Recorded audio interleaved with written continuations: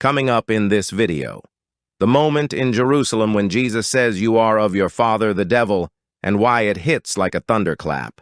The not-so-subtle insult about his birth that sparks the exchange, and how Jesus answers with a claim to authority that reaches from the temple courts to eternity. Let's jump right in. Here is our concise introduction. Jesus did not hurl insults. He rendered diagnoses. When he says you are of your father the devil in John chapter 8 verse 44, he is standing in the temple during the Feast of Tabernacles, confronting leaders and listeners who have rejected his word. The conversation pivots on a charged insinuation about his birth in John chapter 8 verse 41. Jesus answers by unveiling the true issue of spiritual paternity and by naming his Father in heaven as the source of his words, his works, and his authority. Number 1. The setting that intensifies everything. John says these words were spoken in the treasury, which was in the court of women, a crowded and public place. See John chapter 8, verse 20. During the feast, giant lampstands illuminated the court at night. When Jesus declares, "I am the light of the world" earlier in the exchange, the setting itself becomes a living backdrop. The symbolism is not abstract. The light of God is shining in the place where offerings are gathered and where crowds circulate.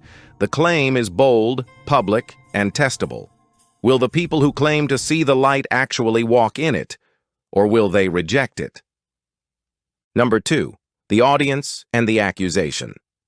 The dialogue partners are Judean leaders and members of the crowd who oppose him. The conversation moves quickly from legal questions about witness to moral exposure. Then comes the jab that many readers miss. They say, "We were not born of sexual immorality. We have one Father, even God." See John chapter 8, verse 41. In Second Temple culture, to question a man's paternity was to assault his honor and credibility. The line functions as a taunt that targets Jesus' origin, and by implication, his right to speak for God. The crowd is saying, "Our lineage and our covenant status are sound. Yours is suspect. What will he do with that?" Number 3. Jesus reframes fatherhood as moral likeness. Jesus acknowledges their physical descent from Abraham, but he denies their spiritual sonship. "If you were Abraham's children, you would do the works Abraham did," he says. See John chapter 8 verses 39 to 40. Then he names their real resemblance. "You seek to kill me, a man who has told you the truth that I heard from God." That is precisely the profile he then ascribes to the devil. A murderer from the beginning, a liar, and the father of lies. See John chapter 8 verse 44. Scripture often uses father language to mean likeness and allegiance. 1 John chapter 3 verses 8 to 12 will later echo this logic when it says that whoever practices sin is of the devil and that Cain was of the evil one. The point stings. True paternity is revealed by desire and deed, not by paperwork. Number 4. The rumored scandal of birth and the answer from heaven. If the crowd is insinuating that Jesus is fatherless, Jesus does not dignify the rumor by arguing the details. Instead, he answers with revelation. "I speak what I have seen with my Father." See John chapter 8 verse 38. "I do nothing on my own authority but speak just as the Father taught me." See John chapter 8 verses 26 to 29. When accused from below, he answers from above. His father is not an earthly claimant who must be located on a family registry. His father is God. This both exposes the taunt and transcends it. According to standard Christian Orthodox doctrine, Jesus is conceived by the Holy Spirit and born of the Virgin Mary, truly man of the line of David through Joseph legally, and truly the eternal Son who has come from the Father. Number 5. Authority and the question of semikhah. In rabbinic culture, a teacher's authority is recognized by the line of teachers who commissioned him. Jesus appeals to a greater validation. "Your law says, the testimony of two persons is true. I am the one who bears witness about myself, and the Father who sent me bears witness about me. See John chapter 8, verses 17 and 18. He is not bypassing Israel's legal standards. He is fulfilling them in a higher register. The Father and the Son together provide the required corroboration. The charge of illegitimacy meets a double witness from heaven. Number 6, the movement of the chapter and the rising stakes. The conversation moves in 3 beats. First, witness and light. Second, freedom and slavery.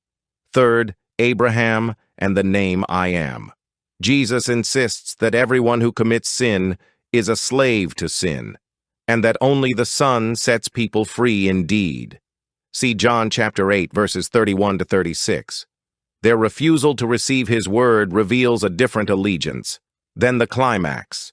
Before Abraham was, I am. See John chapter 8, verse 58. The ones who claimed the high ground of honorable birth now take up stones. Their response proves his diagnosis. When truth presses in, the heart either bows or it hardens. Number 7, overlooked details that deepen the picture. The treasury note in John chapter 8, verse 20 tells you this is not a private argument. It is a public hearing. The allusion to lamps during the feast makes the claim to be light, immediate, and embodied. The legal frame about 2 witnesses shows Jesus engaging Torah on its own terms, not against it. And the repeated theme of hearing matters. Whoever is of God hears the words of God. See John chapter 8, verse 47. Fatherhood is not only lineage, it is recognition. Those who are of God recognize the shepherd's voice. Number 8, how this fits with standard Christian orthodoxy. The devil is not an equal rival to God. He is a fallen creature who deceives and destroys through lies and murderous desire. Humanity is responsible for its response to the truth. Christ is the eternal Son made flesh, fully God and fully man, who speaks what he has seen with the Father and who does the Father's works. Believers become children of God by receiving the Son. As John says, to all who received him, who believed in his name, he gave the right to become children of God. See John chapter 1, verses 12 and 13. The answer to the taunt about birth is adoption offered to the world. Come, be born from above by the Spirit and belong to the Father. Now, skeptics will argue that Jesus resorted to an ad hominem attack, that he simply insulted his opponents. But listen closely to the logic of the passage. He names what their deeds reveal, and he does it while inviting them to freedom. The verdict you are of your father the devil is not a cheap insult. It is a diagnostic warning designed to awaken. The one who is the light of the world is exposing the darkness so that people might step into the light. So you see. The line you are of your father. The devil is not a burst of temper in Nazareth. It is a public unveiling in Jerusalem. The insult aimed at his birth is met by a revelation of his origin. He is from the Father. His words are the Father's words. His authority is the Father's authority. He calls his hearers to freedom from the slavery of sin and from the lies that fuel murder in the heart. The crowd claims, "We were not born of sexual immorality." He replies, "If God were your father, you would love me, for I came from God and I am here." See John chapter 8, verse 42. The invitation remains open. Hear his word. Walk in his light. Become children of God through the Son who was before Abraham and who still calls people by name today. As always, don't forget to like, share, and subscribe.